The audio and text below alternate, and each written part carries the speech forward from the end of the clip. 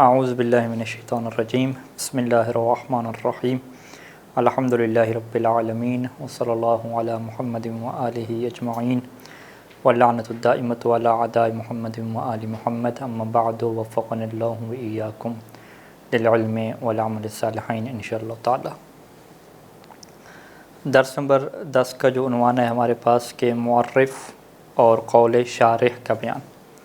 یہ شارح لفظ درست نہیں ہے، شارح یعنی ہا کے ساتھ ہے، تشریح کرنے والا۔ منطق میں یہ جو بحث ہم کرتے ہیں معرف کی بحث، اسے کیا کہا جاتا ہے کہ یہ جی معرف اور معرف کی بحث ہے۔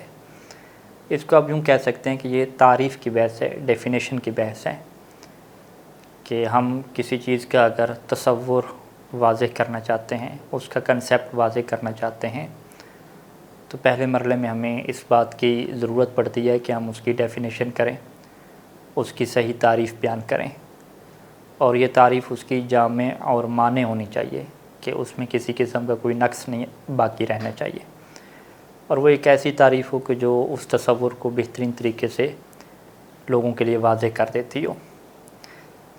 تو لہٰذا یعنی آپ اس میں کیا کہتے ہیں کہ ایک چیز واضح نہیں ہوتی، وہ آپ کے لیے مجہول ہوتی ہے، معلوم نہیں ہوتی، تو تعریف لا کر، ڈیفینیشن لا کر اس مجہول تصور کو مزید واضح کر دیا جاتا ہے۔ تو چونکہ منطق کا بنیادی ہدف ہی یہی ہوتا ہے کہ انسان سوچ و بچار میں غلطی سے بچے، تو استدلالی دنیا میں داخل ہونے سے پہلے بہت سارے نظریات کے اندر غور و فکر کر کے کسی کو رد کرنا، کسی کو ثابت کرنا، اس میدان میں داخل ہونے سے پہلے، اس سے پہلے والا جو میدان ہے وہ چیزوں کے تصورات کو صحیح طریقے سے سمجھنا ہے، یعنی ہر معنی کو، ہر مفہوم کو، ہر چیز کی ڈیفینیشن کو صحیح طریقے سے سمجھنا ہے، اور یہ بیس بنتی ہے کہ آپ آگے جا کے استدلال میں پھر غلطی نہ کر سکیں، کیونکہ بنیادی تصورات واضح ہونا انسان کے لیے ضروری ہوتے ہیں۔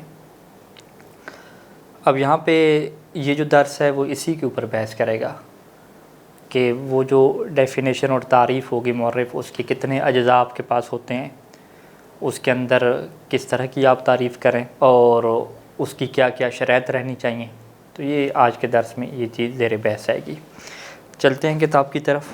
یہاں پہ جو پہلا پیرا لکھا گیا کہ منطق میں جب کسی چیز کا معلوم تصور ایک معلوم ہے، کسی نامعلوم تصور کو سمجھانے یا واضح کرنے کا ذریعہ بنے، تو اس عمل کو تعریف کہا جاتا ہے، اور اس تعریف میں جو چیز ذریعہ بنتی ہے اسے معرف بالکسر یا قول شارح کہتے ہیں۔ یعنی تعریف میں وہی الفاظ ہوں گے، جو جملہ اور جو لفظ آپ نے بولا ہے، وہ جو پورا جملہ تعریف میں آپ نے بولا ہے، وہ پورا جملہ آپ کا کیا کہلائے گا؟ معرف کہلائے گا۔ معرف یعنی یہ تعریف کرنے والا ہے، یا قول شارح بھی کہتے ہیں، یعنی ایک ایسا یہ قول ہے، ایک ایسا یہ جملہ ہے، ایک ایسی بات ہے کہ جو تشریح کر کے رکھ دیتی ہے، ایک چیز کو آپ کے سامنے واضح کر کے رکھ دیتی ہے۔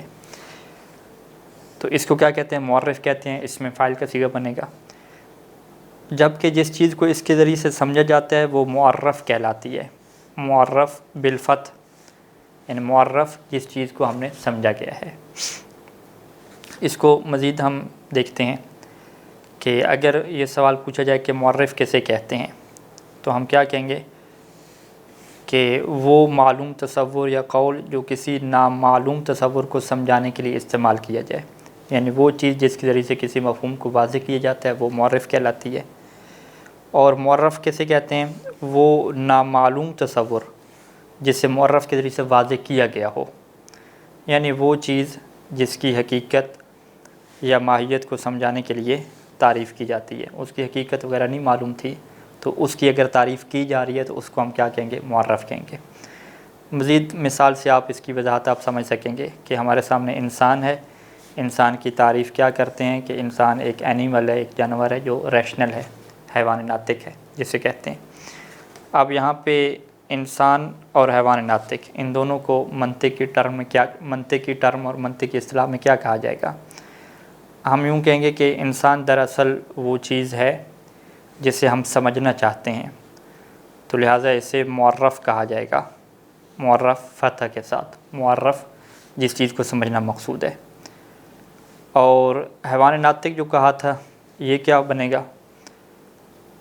हैवान नातिक को हम क्या कहेंगे कि हैवान नातिक दर हकीकत वो कौल है जिसके ज़रिए से हम इंसान की माहियत और हकीकत को वाज़ेह कर रहे हैं। तो लिहाजा ये हैवान नातिक जो कौल है ये क्या कहलाएगा? मुअर्रफ नहीं कहलाएगा, बल्कि ये मुअर्रिफ कहलाएगा। मुअर्रिफ बिलकसरा के साथ इसे मुअर्रिफ पढ़ेंगे। तो यहाँ पे देखें कि मुअर्रफ और मुअर्रिफ ये हमारे सामने वाज़ेह हो जाते हैं। अब हम आगे चलते हैं कि ये जो कौल शारे है ये क्या चीज़ होती है। तो कौल शारे यही मुअर्रिफ ही है, यानी मुअर्रिफ भी इससे कहा जाता है और इससे कौल शारे भी कहा जाता है। यानी यही जो अभी हमने पढ़ा कि हैवान नातिक, इस हैवान नातिक को हमने क्या कहा? ये जो हैवान नातिक था हमने इसको मुअर्रिफ कहा। इसी हैवान नातिक को हम क्या कहेंगे कि यही हैवान नातिक है, कौल शारे भी है। यानी एक ऐसा कौल है कि जो हमारे लिए एक चीज़ को वाज़ेह कर रहा है। तो लिहाजा हम ये कह सकते हैं कि मुअर्रिफ के दो नाम हो गए, यानी वो जो हैवान नातिक है जुमला है इसके दो नाम हो गए। एक नाम इसका मुअर्रिफ हो गया, दूसरा नाम कौल शारे हो गया। और उर्दू में हम इसे क्या कहते हैं? तारीफ़ भी कहते हैं। यानी ख़ुद जो हैवान नातिक है इसे हम क्या कहते हैं? ये इंसान की तारीफ़ है। तो इसी तारीफ़ को आप क्या कहते हैं? तारीफ़ कह देते हैं, मुअर्रिफ कह देते हैं, कौल शारे कह देते हैं, डेफिनेशन इंग्लिश में कह देते हैं। तो इसमें यही बात कि जो किसी चीज़ को समझाने की खातिर बोली जाती है उसे मुअर्रिफ कहा जाता है। अच्छा, ये मुअर्रिफ किस तरह का होना चाहिए? तो ये आके मंतिक हमें बताएगा कि आप मुअर्रिफ में जो भी आप जुमले इस्तेमाल करें, जो भी आप चीज़ें अगले के लिए रखें कि भाई ये मैं तारीफ़ कर रहा हूँ इन अल्फाज के ज़रिए से, तो उसके अंदर दो बुनियादी शराइत का पाया जाना ज़रूरी है। पहली जो चीज़ है तसावी की निस्बत, कि आप अल्फाज ऐसे लेकर आएंगे कि फिर वो जो मफ़ाहीम और अल्फाज आप लेकर आ गए मुअर्रिफ और मुअर्रफ, अगर उनके दरमियान आप निस्बत निकालें, यानी आप किस पास एक मुअर्रफ है जिसकी तारीफ़ करनी थी, उसके लिए आप अल्फाज लेकर आए, तो उन अल्फाज का जो मफ़ाहीम है और इधर से जो मुअर्रफ है दोनों बिल्कुल मुसावी होते हैं। दोनों की जो निस्बत है आपस में तसावी की रहती हो, तो ये बुनियादी शर्त होगी, तब भी आपकी तारीफ़ बन पाएगी। तो इसे क्या कहते हैं कि मुअर्रिफ और मुअर्रफ के दरमियान तसावी की निस्बत का पाया जाना लाजिम है, ज़रूरी है। तसावी वही है कि जिन तमाम अफराद पर मुअर्रिफ सादिक हो उन्हीं पर मुअर्रफ भी सादिक हो, अप्लाई हो। यानी इसका क्या मतलब हो गया कि मुअर्रिफ ना ज़्यादा आम हो ना ज़्यादा ख़ास हो, दोनों एक ही दायरे में एक दूसरे के ऊपर तत्बीक कर जाते हों, तो ये फिर तारीफ़ आपकी क्या दुरुस्त बनेगी। मिसाल के तौर पे अगर हम इंसान की तारीफ़ कर रहे हैं कि इंसान हैवान नातिक है, तो ये जो हमारे पास मुअर्रिफ हो गया और इंसान क्या है? मुअर्रफ हो गया। तो इन दोनों की अगर आप निस्बत निकालें तो एक जैसी निस्बत बनती है, तसावी की बनती है। क्यों? क्योंकि आप क्या कहते हैं कि हैवान नातिक के जो भी अफराद हैं वही तमाम अफराद किसके हैं? इंसान के भी हैं। यानी हैवान नातिक कह लें या इंसान कह दें, दोनों एक ही बातें हैं। फ़र्क क्या है कि इंसान शॉर्टकट है, एक लफ्ज़ है, हैवान नातिक है, दो लफ्ज़ हैं, ये फ़र्क है। वगरना जो उनका माना और मफ़हूम है वो एक ही जैसा है और तसावी की क्या है? निस्बत है यहाँ पे। तो लिहाजा यहाँ पे पहली शर्त क्या रहेगी? तसावी बरकरार रहेगी।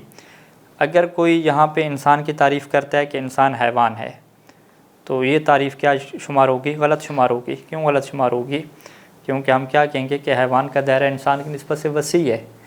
तो लिहाजा जो आप मुअर्रिफ लेकर आए हैं, मुअर्रिफ आप क्या लेकर आए? फ़कत हैवान लेकर आए। ये मुअर्रिफ आपका क्या निकला? ये मुअर्रिफ आपका आम हो गया, ये इंसान के मुसावी नहीं हो सका। तो जब ये मुअर्रिफ आपका मुअर्रफ की निस्बत से आम हो जाएगा तो इससे हम क्या कहेंगे कि तारीफ़ आपकी दुरुस्त नहीं जुड़ेगी। क्योंकि आप कहते हैं कि इंसान हैवान होता है, तो आप फिर अगला क्या कहेगा कि भाई हैवान तो घोड़ा भी है, बंदर भी है, खच्चर भी है, तो ये फिर सबको हम इंसान कहना शुरू कर दें, तो लिहाजा वो फ़ौरन पहचान जाएगा कि तारीफ़ आपकी गलत हो गई है। ये तो सादा मिसालें हैं। जब आप आगे दकीक मिसालों में जाते हैं, इस्तदलाल की दुनिया में जाते हैं, तो वहाँ पे इन चीज़ों को बड़ा गहराई से नोट किया जाता है कि जो तारीफ़ के अंदर लफ्ज़ बोला गया, लिखा गया, इसका दायरा कितना वसी है। अगर उसका दायरा बहुत ही वसी हो और जिसकी तारीफ़ की जा रही है उसका दायरा तंग हो, तो उस तारीफ़ को गलत शुमार कर दिया जाता है। उससे कहा जाता है कि अभी तक आपके लिए जो बुनियादी कंसेप्ट है, बुनियादी तसव्वुर है, वो भी क्लियर नहीं हुआ।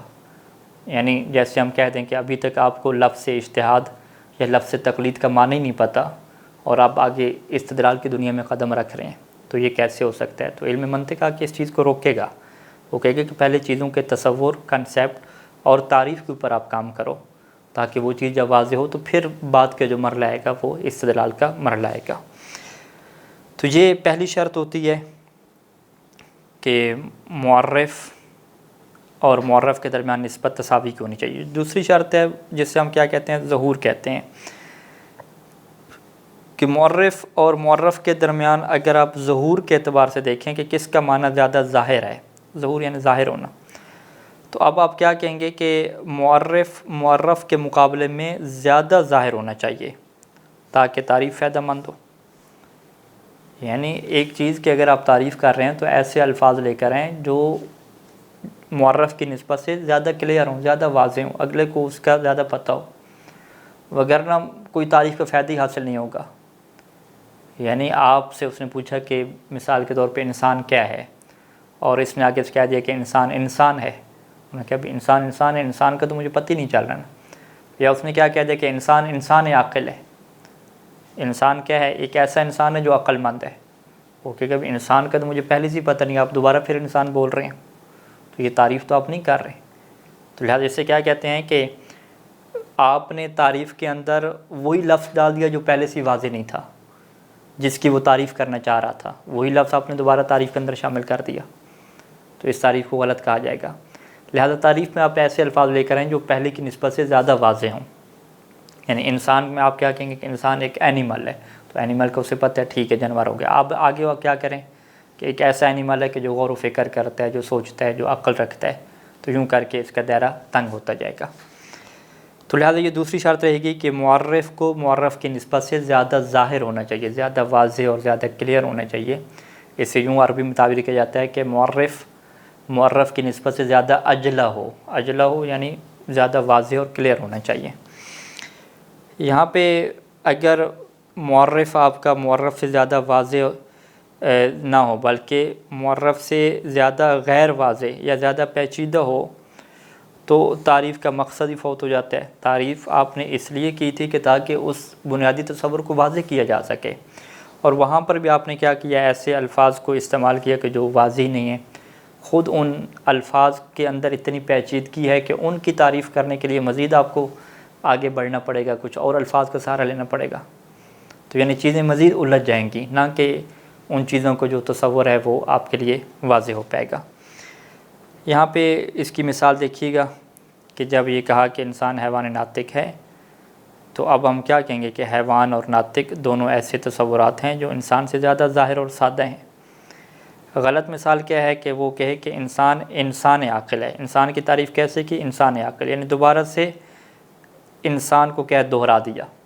یعنی فرض یہ ہے کہ انسان کی آپ تعریف کرنے چاہ رہے تھے اور دوبارہ کہا کہ انسان عاقل ہے، یعنی معرف کے اندر بھی اسی کو آپ لے کر آ گئے، تو وہ پہلے سے ہی پیچیدہ تھا، اس کے تو پہلے سے ہمیں معنی نہیں ظاہر ہو رہا تھا، اس کی جو حقیقت ہی ہمارے سامنے واضح نہیں ہو رہی تھی، تو دوبارہ اسی کا جب یوز کر دیا تو یہ تعریف کیا ہے؟ پھر درست نہیں رہتی۔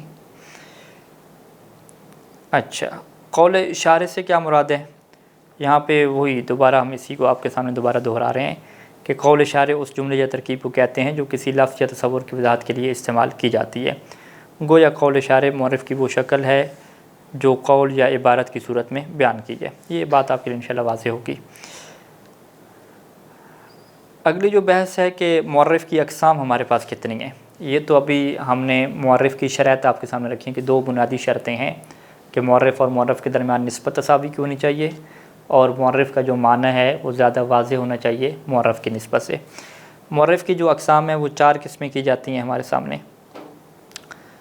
پہلی جو قسم ہے اسے حد تام کہتے ہیں، دوسری کو حد ناقص کہتے ہیں، تیسری کو رسم تام کہتے ہیں، اور چوتھی کو رسم ناقص کہتے ہیں۔ تو یہ تعریف کی یعنی حقیقت میں یہ معرف کی کیا قسم ہے؟ تو معرف کا ایک نام تعریف بھی ہے۔ اب ایک ایک کی کیا ہے وضاحت ہم یہاں پہ کریں گے۔ حد تام یعنی اگر ہم یہ چاہتے ہیں کہ معرف ہمارا حد تام ہو تو حد تام منطق کی اصطلاح میں کسے کہیں گے؟ یعنی مکمل، ایک کمپلیٹ ڈیفینیشن۔ وہ معرف جس میں کسی شے کی تعریف کیسے کی جائے، جنس قریب کو استعمال کیا جائے اور فصل قریب کو استعمال کیا جائے۔ یعنی جب بھی تعریف کے اندر جنس قریب اور فصل قریب کو استعمال کیا جائے گا تو یہ تعریف آپ کی حد تام کہلائے گی، ایک مکمل کمپلیٹ تعریف۔ یہ ایسی تعریف ہے کہ جو کسی چیز کی حقیقی جو ماہیت ہے اس کو بالکل واضح کر کے رکھ دیتی ہے۔ جیسے مثال کے طور پہ بطور مثال ہے کہ انسان کی ہم تعریف کرنا چاہ رہے ہیں تو ہم نے دو چیزوں کا یہاں پہ استعمال کیا، ایک جو ہے وہ لفظ حیوان کو استعمال کیا، دوسرا لفظ ناطق کو۔ یہ جو لفظ حیوان ہے اسے کیا کہا جاتا ہے کہ یہ انسان کی جنس ہے۔ کلیات خمسہ کی یہ بحث آپ دوبارہ دہرا لیں اگر یہ چیزیں ذہن سے نکل چکی ہیں تو ہم کیا کہیں گے کہ انسان نوع ہے، اور حیوان کیا ہے، انسان کے لیے جنس قریب ہے، اور ناطق بھی انسان کے لیے کیا ہے، فصل قریب ہے۔ تو جنس قریب اور فصل قریب کو جب یوز کر دیا جائے تعریف کے اندر تو وہ تعریف حد تام کہلاتی ہے۔ تعریف کی جو دوسری قسم ہے وہ حد ناقص ہے۔ حد ناقص کسے کہتے ہیں؟ ایسا معرف جس میں تعریف جنس بعید اور فصل قریب سے یا صرف فصل قریب سے کی جائے۔ یعنی جو تعریف کے آپ حصے بنائیں گے، دو حصے بنائیں گے، اس میں پہلا حصہ جنس بعید کا ہو، جنس قریب نہ ہو، اور دوسرا وہی پہلے کی طرح فصل قریب کا ہو، یا آپ اس کا ایک ہی حصہ بنائیں اور اس ایک حصے میں آپ فقط کس کا ذکر کریں، فصل قریب کا کیا ذکر کر دیں، تو یہ تعریف حد ناقص کہلائے گی۔ مثال کے طور پہ انسان کی ہم تعریف کیا کرتے ہیں کہ انسان جسم ناطق ہے۔ اب یہ بات تو واضح ہے کہ جسم انسان کی جنس تو ہے لیکن یہ جنس سے بعید ہے، کیونکہ اس کے اندر بہت زیادہ افراد آ جاتے ہیں، یہ حتیٰ کہ اس کے جسم جو ہے وہ جو نباتات ہیں ان کو بھی جسم کہا جاتا ہے کہ یہ ان کا کیا ہے، باڈی ہے، جسم ہے۔ اسی طریقے سے جسم جو ہے وہ ہر مادہ چیز کو ہم کیا کہتے ہیں، جسم کہتے ہیں۔ یعنی انسان ایک ایسا مادہ ہے جو ناطق ہے، تو مادہ کہیں یا جسم کہیں، اس کا دائرہ بہت زیادہ وسیع ہے۔ تو اسے کیا کہتے ہیں کہ یہ جو جسم ہے انسان کے لیے جنس تو ہے لیکن جنس سے بعید ہے۔ تو جب آپ نے جنس سے بعید کا یہاں پہ استعمال کیا اور آگے کیا ہے آپ نے فصل قریب کا استعمال کر دیا، ناطق کا، تو اس کو ہم حد تام نہیں کہتے، اس کو ہم حد ناقص کہتے ہیں، کیونکہ حد تام میں جنس سے قریب کا استعمال ہوتا ہے۔ یا اسی طریقے سے آپ انسان کی جو ہے وہ تعریف کریں، جو دوسری مثال دی تھی کہ فقط کیا کہیں کہ انسان ناطق ہے، بس چونکہ یہاں پہ جنس سے قریب کو استعمال نہیں کیا گیا، فقط فصل قریب کو استعمال کیا گیا، تو لہٰذا یہ بھی حد تام نہیں ہوگی، یہ بھی حد ناقص کہلائے گی۔ تو حد ناقص کی بھی شرائط ہیں، یعنی حد ناقص میں فصل قریب آتی ہے، فصل قریب کے بغیر حد ناقص نہیں ہو سکتی۔ اب فصل قریب کے ہوتے ہوئے جنس سے قریب نہیں آتی، جنس سے قریب کی جگہ پہ جنس سے بعید رکھ لیں تو بھی یہ کیا رہتی ہے، حد ناقص رہتی ہے۔ واضح ہے انشاءاللہ۔ اب جو ہے وہ اگلی جو قسم ہے اب اس کو حد نہیں کہتے، اس کو رسم کہتے ہیں، رسم تام اور رسم ناقص۔ رسم تام کی کیا تعریف ہے؟ رسم تام میں ہم کیا کہتے ہیں کہ جس میں جو معرف ہے اس کی تعریف میں کیا استعمال کیا جاتا ہے، جنس سے قریب۔ معرف جس میں تعریف جنس سے قریب، جنس سے قریب تو آگئی، وہی حیوان آ گیا، لیکن دوسرے نمبر پہ فصل نہیں استعمال کرتے بلکہ کیا استعمال کرتے ہیں، خاصہ استعمال کرتے ہیں۔ یہ کلیات خمسہ میں آپ نے پڑھا ہوگا کہ ہمارے پاس فصل کی بجائے کیا ہوتا ہے، عرض ہوتی ہے، اور عرض کی دو قسمیں، عرض عام اور عرض خاص۔ تو وہ جو خاصہ ہے اس کو ہم کیا کر رہے ہوتے ہیں، استعمال کر رہے ہوتے ہیں۔ یعنی ایسی تعریف جو کسی شے کے لازم خاص کے ذریعے سے، عرض لازم کہتے ہیں، لازم خاص کے ذریعے سے کی جائے، اگرچہ وہ اس کی حقیقت نہیں ہے، ماہیت نہیں ہے، حقیقت سے باہر ہے چیز، لیکن اس کے لازم ہے۔ یہ خاصہ کی تعریف یہی تھی کلیات خمسہ میں، آپ دوبارہ اس کو دہرا لیں۔ یعنی مگر ہمیشہ اس کے ساتھ رہتا ہے، یعنی وہ چیز ہے تو حقیقت سے باہر لیکن رہتی کیا ہے، اسی چیز کے ساتھ ہے۔ جیسے اس کی مثال ہم ضاحک دیتے تھے، انسان حیران ہوتا ہے، حیرت کی وجہ سے انسان ہنستا ہے، روتا ہے۔ تو یہ جو انسان کی خصوصیت ہے کہ انسان حیوان ضاحک ہے، تو اس ضاحک کو کیا کہتے ہیں، خاصہ کہتے ہیں۔